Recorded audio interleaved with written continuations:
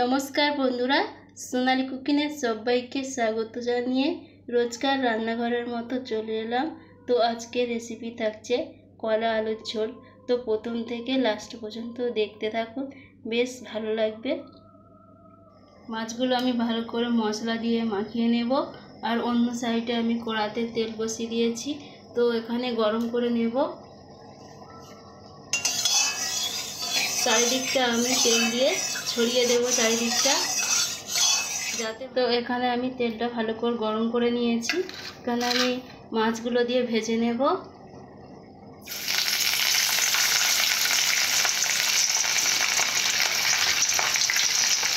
মাছগুলো খুব সুন্দর করে ভেজে নিতে হবে যাতে খেতে খুব ভালো হয়। তো মাছগুলো যত সুন্দরভাবে ভাজবে তত তরকারি টেস্ট হবে। তো প্রত্যেকটা মাছ আমি ভালো করে ভেজে নেব। এখানে সমস্ত মাছ দিয়েছি, তো আমি বেশি রান্না করব না, মোট দুজনের জন্য আমি রান্না করব। তো আমি মাছগুলো ভালো করে ভেজে নেব। এরপর মাছগুলো আমি ভালো করে ভেজে নেওয়ার পরে আমি তুলে নেব।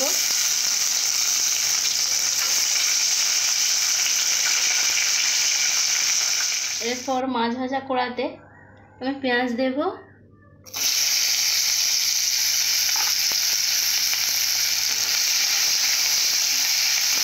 আপনারা অল্প তেলেতে বানাতে পারেন, কারণ গরমের সময় তো যত মশলা কম খাবে তো খুব ততই ভালো। তো এর জন্য আমি মশলা কম দিয়ে গরমকালে পাতলা ঝোল বানাবো। তো পেঁয়াজটা ভালো করে ভেজে নিয়েছি। এরপর আমি কলা দেব। তো কলাগুলো আমি ভেজে নেব আগে।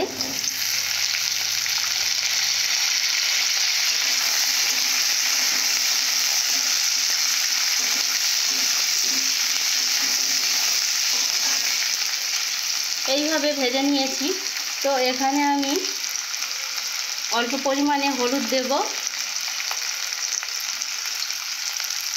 কলাটা ভাজার জন্য আমি অল্প পরিমাণে হলুদ দিয়েছি।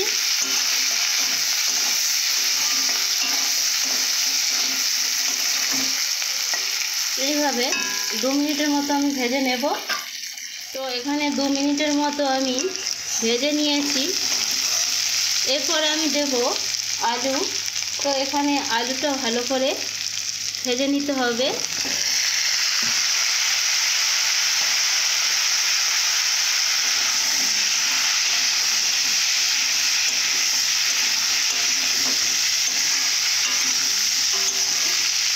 তো এখানে আমি কলাটার রং খুব সুন্দর হয়েছে, কারণ কাটার সময় আপনারা যদি হলুদ দিয়ে কিছুক্ষণের জন্য রেস্টে রাখা যায় তবে কলার কালারটা আর কালো হবে না, এখানে হলুদই হবে।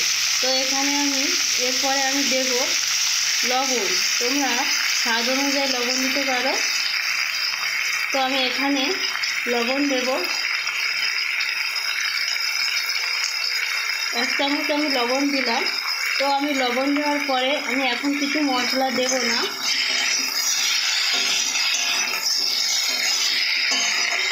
এইভাবে আমি কষে নেব। তো এবার আমি ঢাকা না দিয়ে আমি ঢাকা দেব। ঢাকনা দিয়ে আমি ঢাকা ধরে দিয়েছি।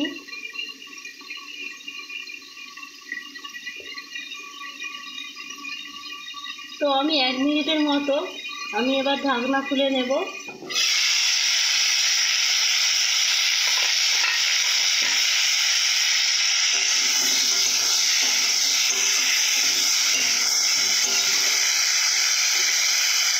এরপর আমি গুঁড়ো লঙ্কা দেব।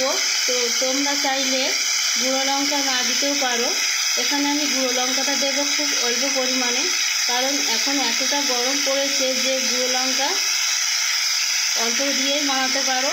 তো তার সঙ্গে যদি আপনারা পারেন কাঁচা লঙ্কা দিয়েও বানাতে পারো। তো এখানে আমি গুঁড়ো লঙ্কা দিয়েছি। আর কিছু মশলা দেব না, খুব সাধারণভাবে এই রেসিপিটা আমি বানাবো।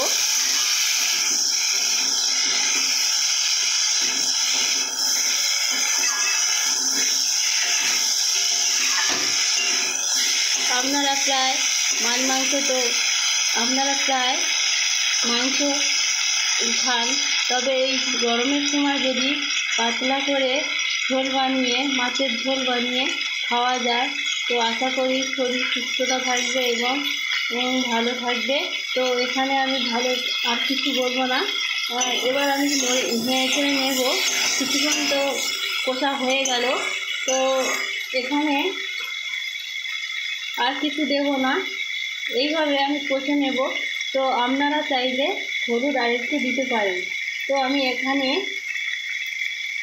আগে থেকে হলুদ দিয়েছিলাম, এর জন্য আমি আর অল্প করে হলুদ দেব।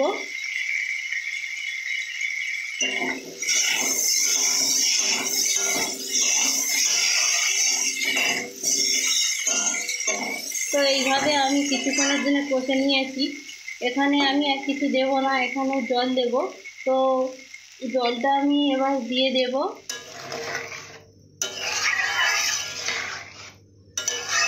ঢাকনা দিয়ে ঢাকা দেব যাতে সুন্দরভাবে সেদ্ধ হয়ে যায়।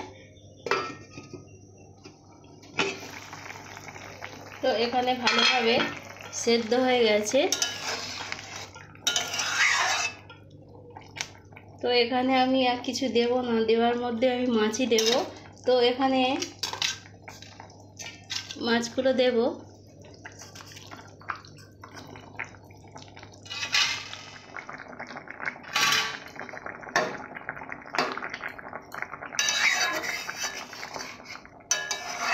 ভালোভাবে সেদ্ধ হয়ে গেছে সমস্ত কিছু। তো এখানে আমি আর অন্য কিছু দেব না, আমি ধনে আর জিরে দিয়ে আমি নামিয়ে নেব। এখানে ধনে আর জিরে দিয়েছি, তো আমি নামিয়ে নেব। আমি ঝোল রাখায় আমি নামিয়ে নেব। পাতলা ঝোল আপনারা অবশ্যই এইভাবেই বানাবেন।